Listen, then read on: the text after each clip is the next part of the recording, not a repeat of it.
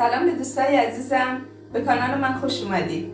امروز میخوام یه سالاد متفاوت و خوشمزه درست کنم، با من همراه باشید. سیب زمینی هامونو مکعبی خورد میکنیم و سرخش میکنیم.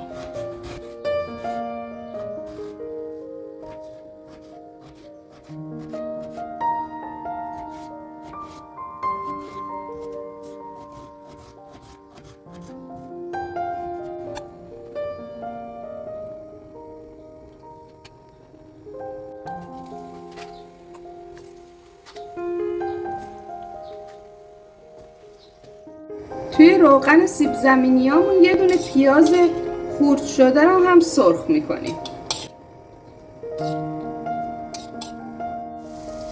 پیازمون الان دیگه آماده شده، از روی حرارت برش میداریم.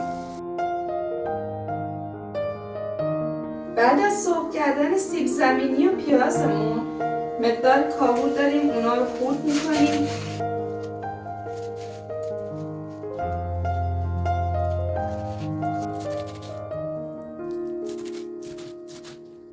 کاهومون رو خورد کردیم، حالا نوبت جعفریه که اونم ریز خوردش کنیم.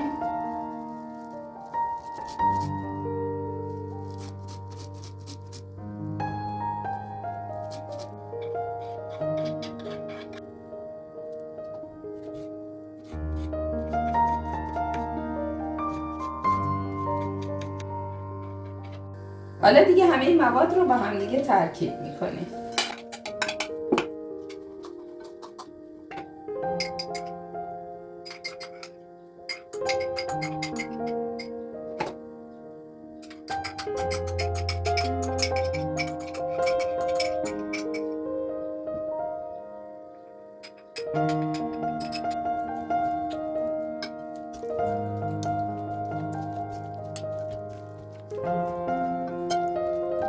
این هم از سالاد فوق‌العاده لذیذ ما.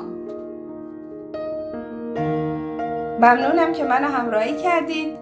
خوشحال میشم کانالم رو سابسکرایب کنید، زنگوله رو فعال کنید، لایک کنید و کامنت بفرستید. نوش جان.